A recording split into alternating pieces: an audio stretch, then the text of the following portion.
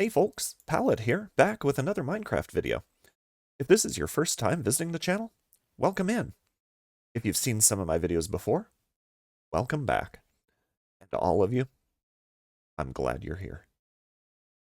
I'm excited for this video today. I've been working on this big project the last couple of weeks, and you know, I'm realizing that I think I start a lot of my videos off that way. I start talking about the big project I've been working on. I mean, we started a few videos back with the big project that was this lighthouse that I'm standing on top of right now. And then, well, let's see. We had the big project of the warehouse district, which is just across the water here. And then, what was the next one? We had the big project of draining the three ocean monuments.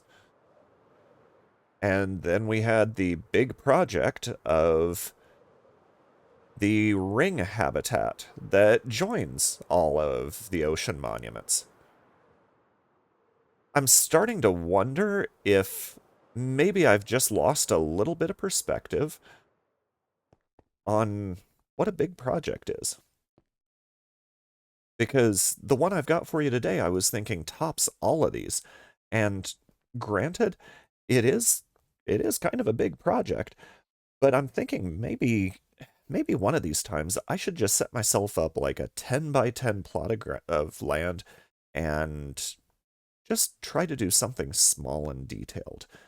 See what I can turn out of just a really tiny project.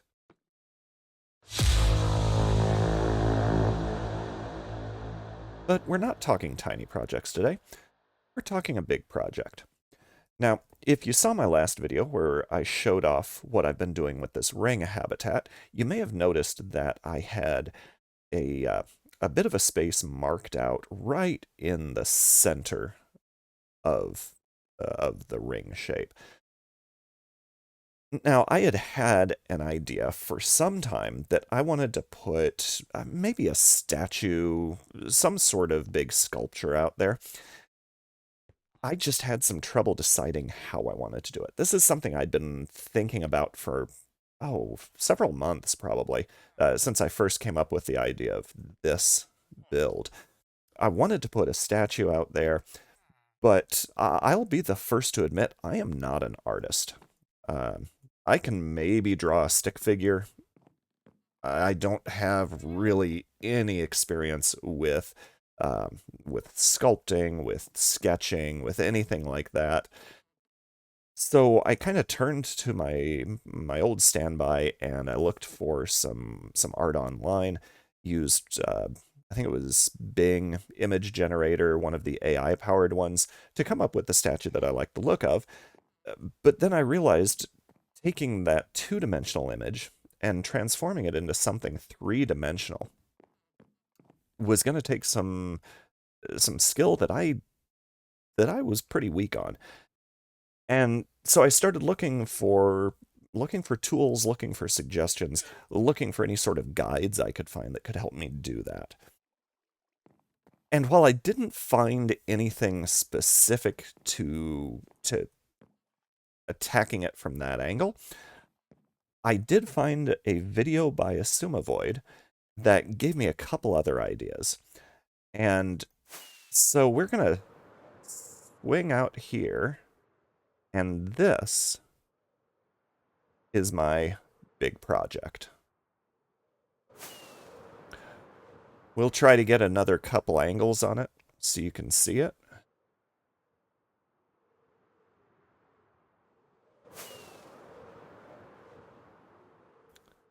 So when I said I think I was losing a little bit of perspective on what a big project was,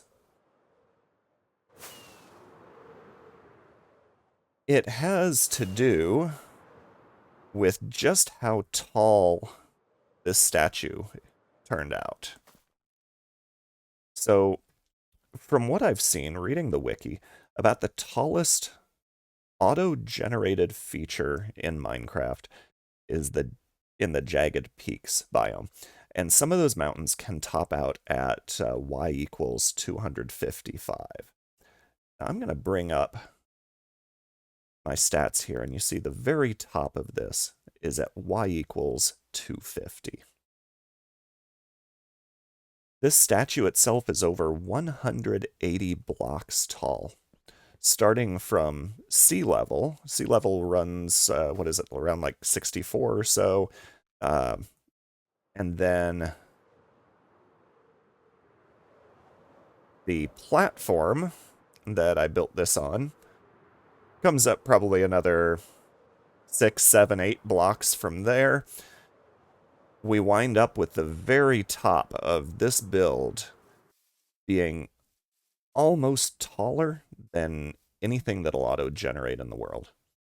So it may not be the largest footprint for a build that I've ever done, but this is by far the tallest, most detailed build that I've ever attempted. And I've still got some landscaping I'm going to do down here. A little bit of texturing that I want to do on the kind of the stone plinth that the statue rests on. But to go back to the method that I used, and I'm hoping to put up another video that actually showcases some of the tools that I found for this. What I did was I found a 3D printer file of a statue, or rather of a miniature that I wanted to turn into a statue, in Asumavoid's video, and I'll link that down below, either in this video or on the video where I go over the tools. He talked about going to Hero Forge and designing up a custom D&D miniature, RPG miniature, and then converting that so that it could be imported directly into Minecraft. And then he would use, I think, World Edit or similar tools to change some of the stone, or change some of the blocks that it was made out of, add some color to it, that sort of thing. And I'm really not one for big editing, using World Edit, using, custom mods and things like that. I try to play as vanilla as I can. So I found a way to basically get the statue broken down layer by layer in a PDF. So I spent a couple of weeks building this up one layer at a time, working off of the blueprints that it made. Let's go ahead and get another look at this. Now that it's daytime. Now I have had to turn my render distance down a little bit so that my game doesn't completely choke. I would love to be able to see it from the habitat, and if I could turn up my render distance, run this on a little more powerful machine, I'm sure we would be able to. But we're just going to take a quick flight in, give you another view of the whole statue there. And of course, there are a lot of places for mobs to spawn on this. I've still got a few torches around, but I've tried to eliminate as many torches as I can in favor of glow lichen. The glow lichen provides a bit of a softer glow, and from a distance it doesn't stand out nearly as much as the torches do. In fact, you can see there's a torch up here. There's one up there that I've missed that I'm still going to have to get up, maybe build some scaffolding up and get rid of those. But, of course, in order to do this, not only did I need a large source of stone, I also needed a source of glow lichen. So let's come back down here, and I'll show you a few of the other little things that I've been doing. Now, this was actually intended originally to be a proof of concept. I wanted to test out just importing a 3D printer file, getting a blueprint made of it layer by layer, seeing if it was feasible to do something like this. Once I found this miniature, this design, I just fell in love with it. It was perfect for the space that I had here, and I just went ahead and it became more than a proof of concept. It became the project itself. one of my reasons for wanting to kind of test out the process was that I really liked how Isuma Void showed that you could go to Hero Forge and make a custom character, a custom mini, and then bring that into the world. So I could go in there, I could make whatever fantastic race I wanted, whether it's an elf or a dwarf or an archon or, any number from all sorts of different tabletop role-playing games. You could make any class you wanted. You could add all sorts of accessories to them, weapons, um, armor, clothing, halos, wings, just anything you can imagine. You can just about make a character in that design. So the only downside is that with Hero Forge, once you've designed it, if you want to get the STL file, the 3D printer file for it, you got to pay for it. And not knowing if this would work, I wanted to find something free that I could use. So we're going to come in here, and I've got more than just the statue that we're going to look at today, and you're going to see a little bit of it here. I've turned the inside of this stone outcropping into its own little lush cave. But before we look at that, I do want to give credit. The miniature here was an Archangel miniature by Ilhadiel that I found on the website cults3d.com. I've also taken a look at a couple of other sources for STL files. There are a few out there, and we'll talk about those in another video. But this was a freely available under a Creative Commons license, as long as I provided attribution. It's a freely available mini to grab. And so, this was something that I could test out and make sure that the process worked. And I am so happy with the way it turned out. So before we go inside, I want to show you a little bit about what I've got outside here. I wanted this to look like the statue's been around for a while. So instead of putting regular homes out, we're doing some ruins. Now, this one was heavily inspired by OctoMC, and one of the projects that they has out on their Instagram page. I studied a lot. I was trying to follow the outlines of their design, the way that they used stairs and slabs to make kind of broken sections of wall. I followed a lot of what they did very closely. It is not 100% copied, but it is pretty close, and I absolutely want to give them credit for what I think is an amazing ruined building design here. Due to my space, I had to cut just a little bit out, not much, but then kind of custom design just a little bit along this wall. But again, for the most part, this is directly. I don't really want to say copied, because I haven't made it a perfect copy, and if I have anything here that people don't like, I don't want them to blame OctoMC for that. But yes, heavily inspired by one of their builds. This build here, I went ahead and laid out a foundation for a house, laid out a roof line along the edges here, and then started removing pieces until it looked ruined enough for my taste.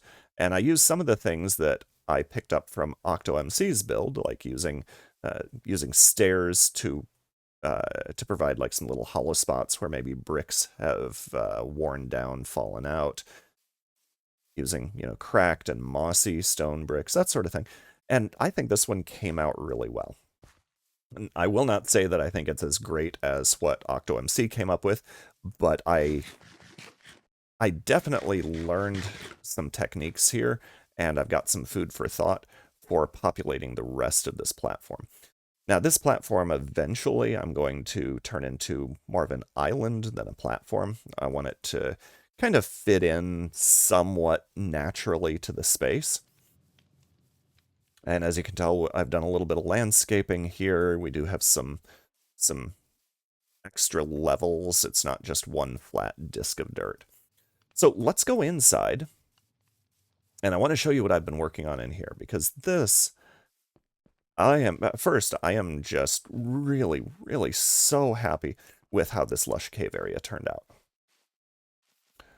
We've got vines on the wall, we've got moss all around, we've got glowberries that are growing down from different surfaces.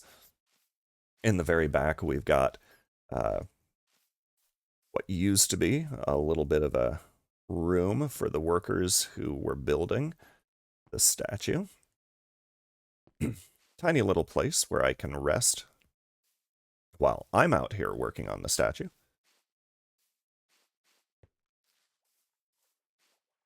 And if you'll notice, we have some platforms up here, and there is a little bit of a staircase going up that outer wall.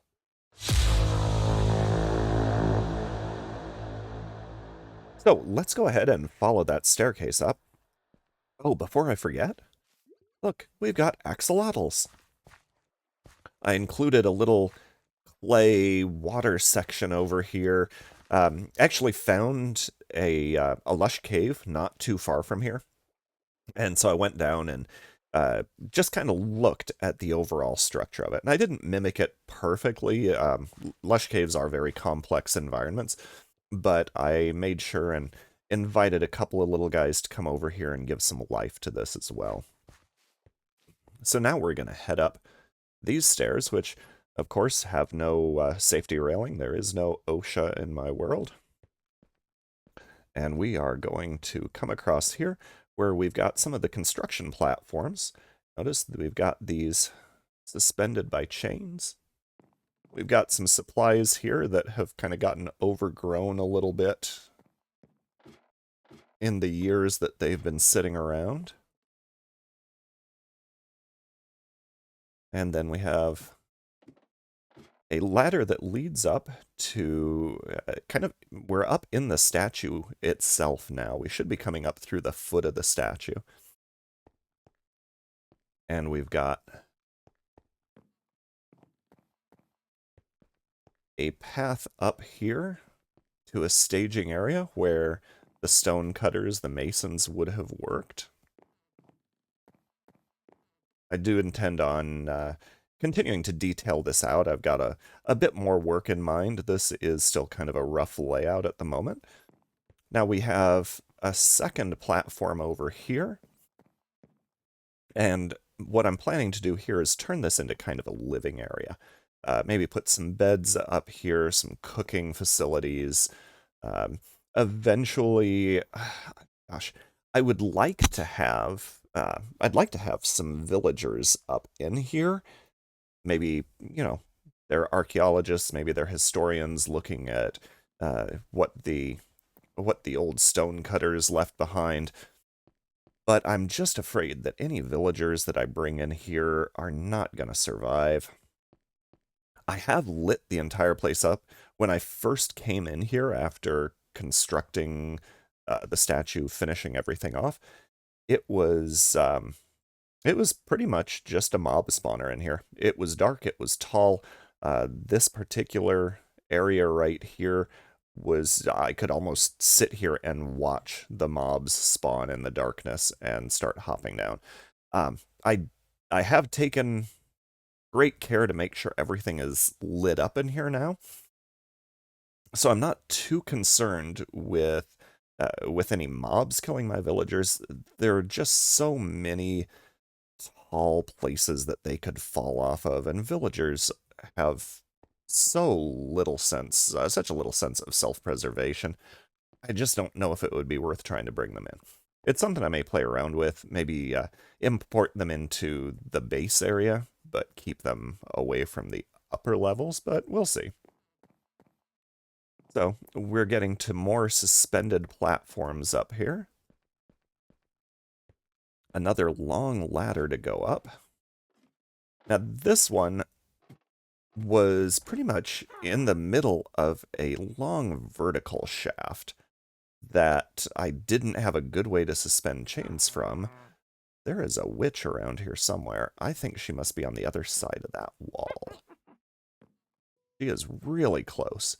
But since I didn't have a good way to suspend this directly without making the chains just insanely long, I built a couple of supports that our stonemasons would have had to add here in order to give them some platforms to transition up.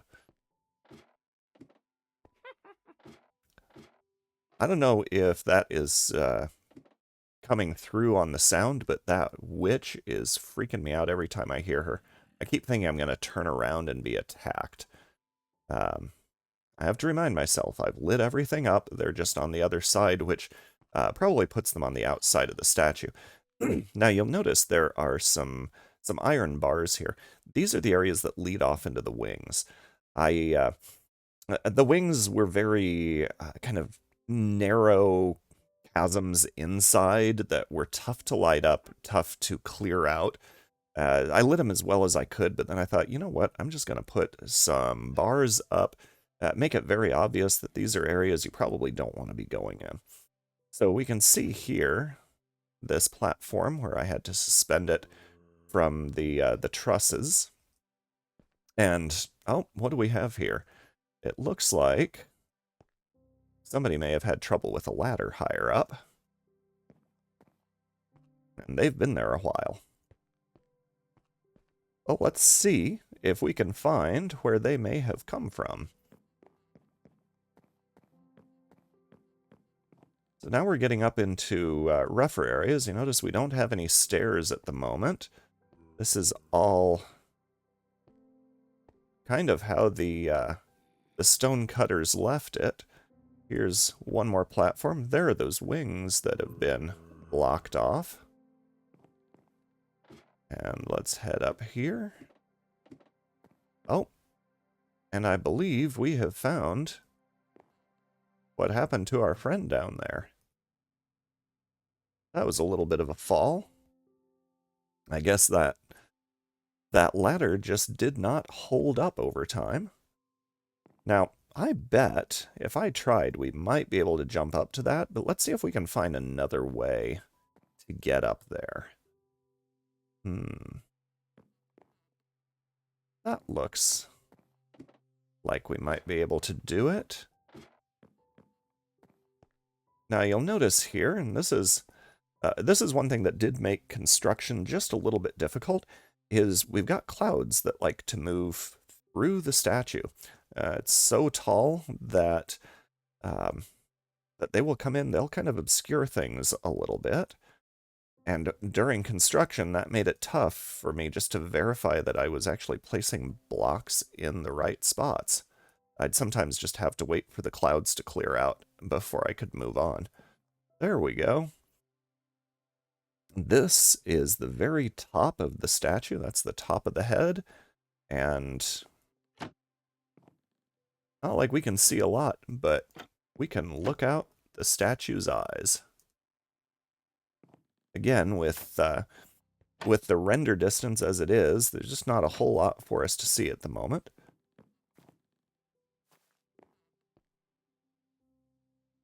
I keep hearing things moving around, and I've been, I've been working in here quite a bit. I'm pretty confident still that nothing is gonna get to me. I think they must be on the outside in places that I have not lit up well. But I had a couple of incidents during the building process where I would be trying to build even after the sun had set, and would approach an area and not realize that a creeper had spawned there. And he would blow up a section of like 3 or 4 layers deep that I would have to then go and reconstruct, and that was a bit of a pain. I got really paranoid about mobs spawning on here. So let's get back down. Now, if I could see through this cloud cover better, I would jump down and use my elytra to fly. I also made a couple of mistakes with that during the building process, and was glad that I had a bed nearby, because I don't know if I just wasn't hitting the key right, or if my game glitched, or maybe I just did something stupid, but I took a couple of falls from about halfway up the statue straight down to the platform, and yeah, those are a little hard to survive. So we're going to... Yes, there we go.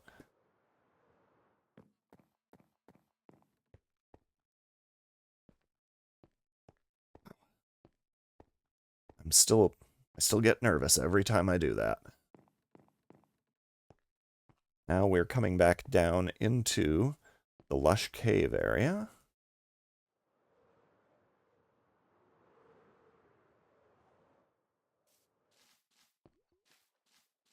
And let's see, is it? Oh, it is almost daytime. Take a quick look, make sure there's nobody here. Okay.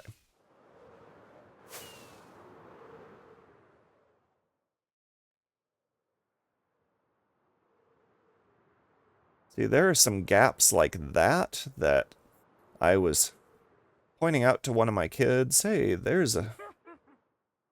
I've been looking for that.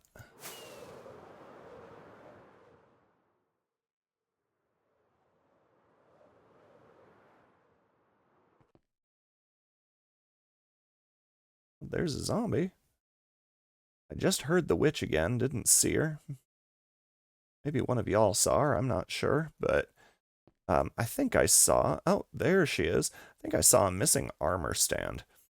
When I was doing some armor stand work in here, I forgot to hit the switch to turn gravity off, and that armor stand just fell straight through who knows how many layers of statue, and I think I may have seen it just a moment ago, but that's something I can... Yep, there it is. Well, at least I've got an idea where he landed now. I may come back with my armor stand book. That's really about the only mod that I have installed on this server is the armor stand statue mod. It's more of a data pack, I think, really. It allows me to make custom armor stand statues. I'm sure if you've watched pretty much any other Minecrafter, they've got something like that I'm sure that they've used. But so yeah, that right there is the big project that that I've been working on the last couple of weeks. Made it through quite a few TV episodes and movies as I did this, because with this being a kind of a layer by layer blueprint, it was a sort of thing that I could easily have something playing in the background while I listened to it or while I worked on it. And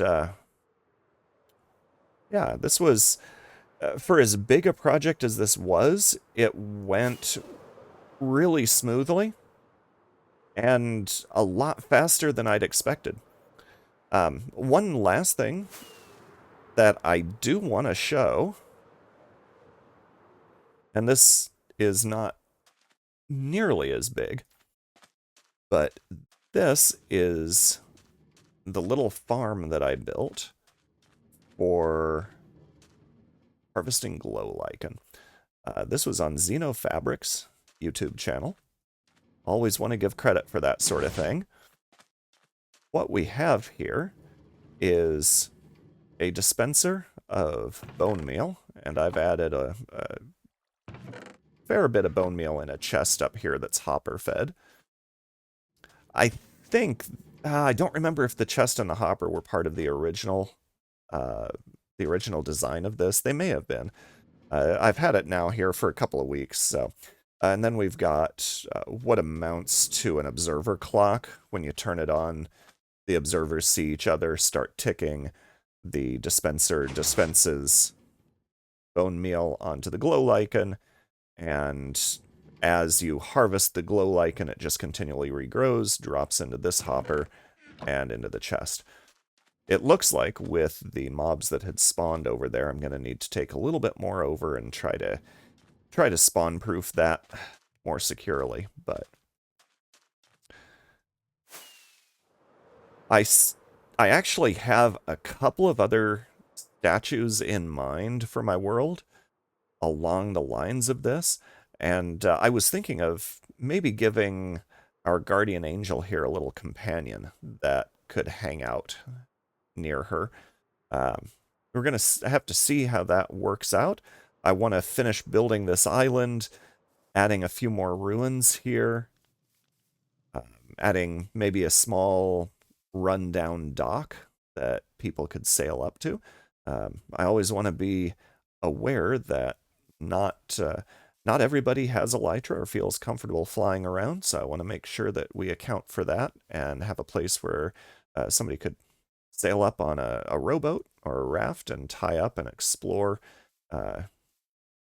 just the same. So I hope you've enjoyed this video. I hope that something that you saw here today gives you some ideas, sparks a little bit of creativity, gives you some plans for something to do in your own world. And like I said, I will get another video up here in a couple of days that will go step by step through the process of taking those 3D printer files and converting them into something that you can start building in your own Minecraft world. So thank you so much for spending the time with me today. If you liked anything you saw here, if you were if anything gave you a great new idea, please let me know. Leave a comment down below. Hit that like button. Come back and see what I get up to in my future videos. And I appreciate you taking the time. Thank you so much, and we will see you in the next one. Bye.